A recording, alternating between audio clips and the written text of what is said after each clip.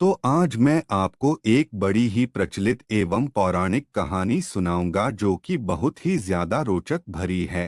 तो आइए जानते हैं कि कैसे ठगे गए थे श्री गणेश, तथा कृपा करके हमारे चैनल को सब्सक्राइब करें ताकि और भी आध्यात्मिक कहानियां सबसे पहले आप तक पहुंचे। धन्यवाद। तो सुनिए। गणेश जी विघ्न विनाशक व शीघ्र प्रसन्न होने वाले देवता हैं। अगर कोई सच्चे मन से गणेश जी की वंदना करता है तो गौरी नंदन तुरंत प्रसन्न होकर उसे आशीर्वाद प्रदान करते हैं। वैसे भी गणेश जी जिस स्थान पर निवास करते हैं उनकी दोनों पत्नियां रिद्धि तथा सिद्धि भी उनके साथ रहती हैं। उनके दोनों पुत्र शुभ व लाभ का आगमन भी गणेश जी के साथ ही होता है। कभी कभी तो भक्त भगवान को असमंजस में डाल देते हैं। पूजा पाठ व भक्ति का जो वरदान मांगते हैं वह निराला होता है।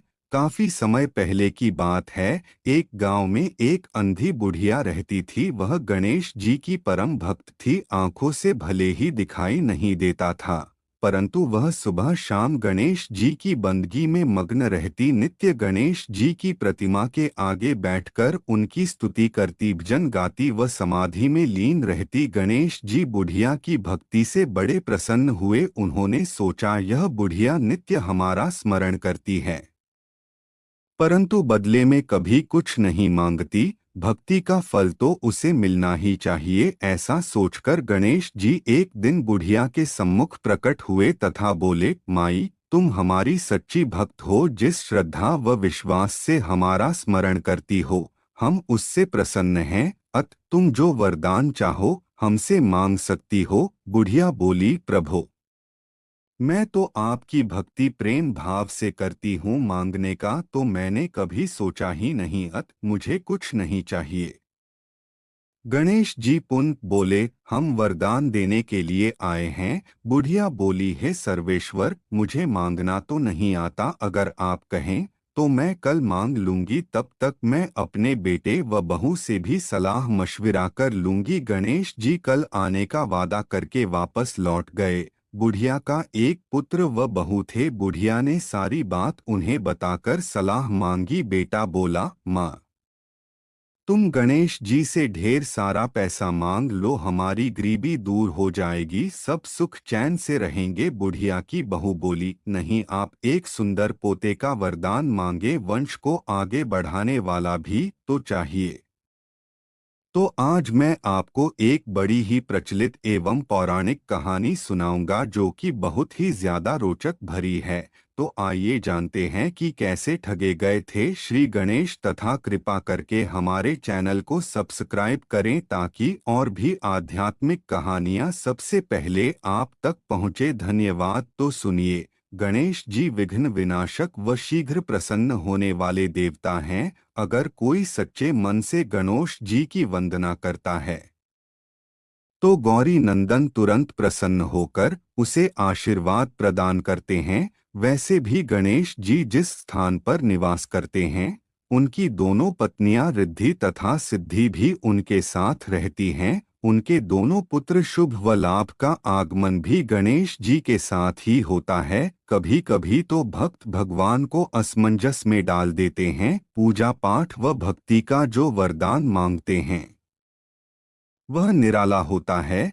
काफी समय पहले की बात है। एक गांव में एक अंधी बुढ़िया रहती थी। वह गणेश जी की परम भक्त थी। आंखों से भले ही दिखाई नहीं देता था, परंतु वह सुबह शाम गणेश जी की बंदगी में मग्न रहती। नित्य गणेश जी की प्रतिमा के आगे बैठकर उनकी स्तुति करती, भजन गाती व समाधि में लीन रहती। गणेश जी बुढ़िया की भक्ति से बड़े प्रसन्न हुए। उन्होंने सोचा यह बुढ़िया नित्य हमारा स्मरण करती है, परंतु बदले में कभी कुछ नहीं मांगती। भक्ति का फल तो उसे मिलना ही चाहिए। ऐसा सोचकर गणेश जी एक दिन बुढ़िया के सम्मुख प्रकट हुए तथा बोले, माई, तुम हमारी सच्ची भक्त हो। जिस श्रद्धा व विश्वास से हमारा स्मरण करती हो हम उससे प्रसन्न हैं।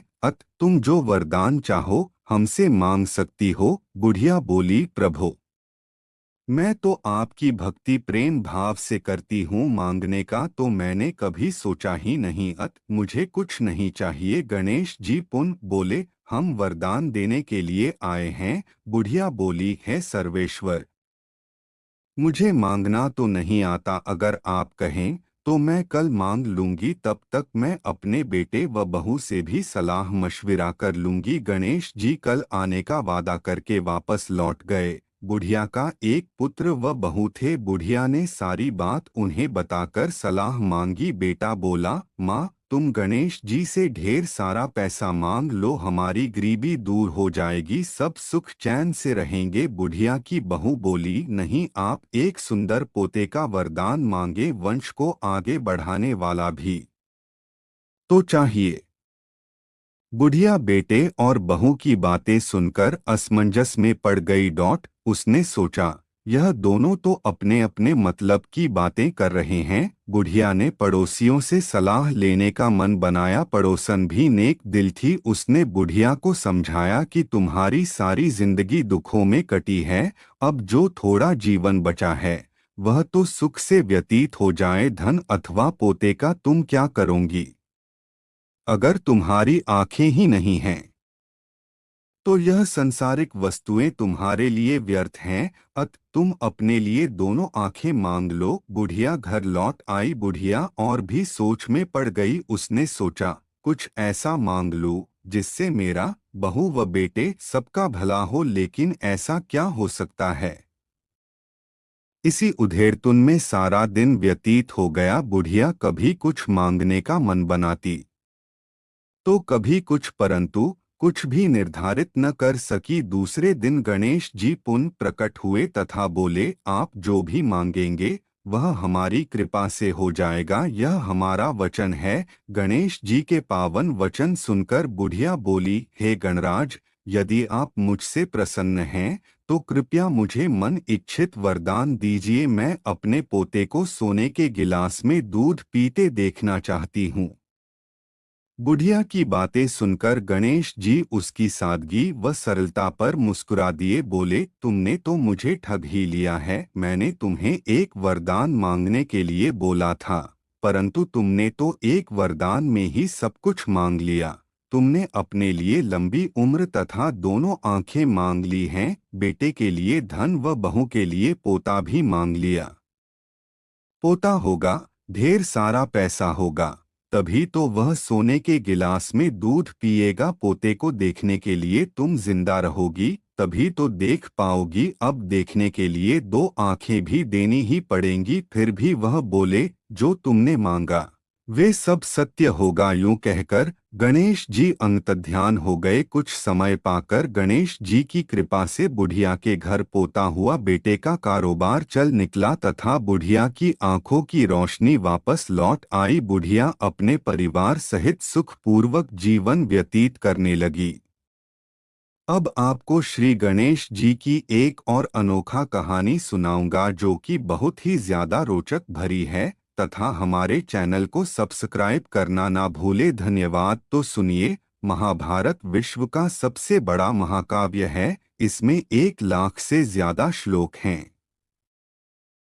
महर्षि वेद व्यास के मुताबिक यह केवल राजा रानियों की कहानी नहीं बल्कि धर्म, अर्थ, काम और मोक्ष की कथा है। इस ग्रंथ को लिखने के पीछे भी रोचक कथा है।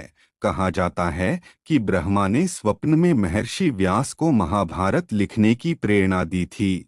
महर्षि व्यास ने यह काम स्वीकार कर लिया, लेकिन उन्हें कोई इसे लिखने वाला न मिला। वे ऐसे किसी व्यक्ति की खोज में लग गए जो इसे लिख सके। महाभारत के प्रथम अध्याय में उल्लेख है कि वेद व्यास ने गणेश जी को इसे लिखने का प्रस्ताव दिया तो वे तैयार हो गए। उन्होंने लिखने के पहले शर्त रखी कि महर्षि कथा लिखवाते समय एक पल के लिए भी नहीं रुकेंगे। इस शर्त को मानते हुए महर्षि ने भी एक शर्त रख दी कि गणेश भी एक एक वाक्य को बिना समझे नहीं लिखेंगे। इस तरह गणेश जी के समझने के दौरान महर्षि को सोचने का अवसर मिल गया। इस बारे में एक और कथा है कि महाभारत लिखने के दौरान जल्दबाजी के कारण ही श्री गणेश ने अपना एक दांत तुड़वा लिया था। माना जाता है कि बिना रुके लिखने की शीघ्रता में यह दांत टूटा था, तभी से वे एकदंत कहलाए। लेकिन इतनी शीघ्रता के बाद भी श्री गणेश ने एक एक शब्द समझकर लिखा। ऐसे ही पौराणिक एवं धार्मिक कहानियाँ देखने के लिए हमारे चैनल को सब्सक्राइब करें तथा बेल आइकन दबाएं ताकि और भी आध्यात्मिक कहानियाँ सबसे पहले आप तक पहुँचे। धन्यवाद।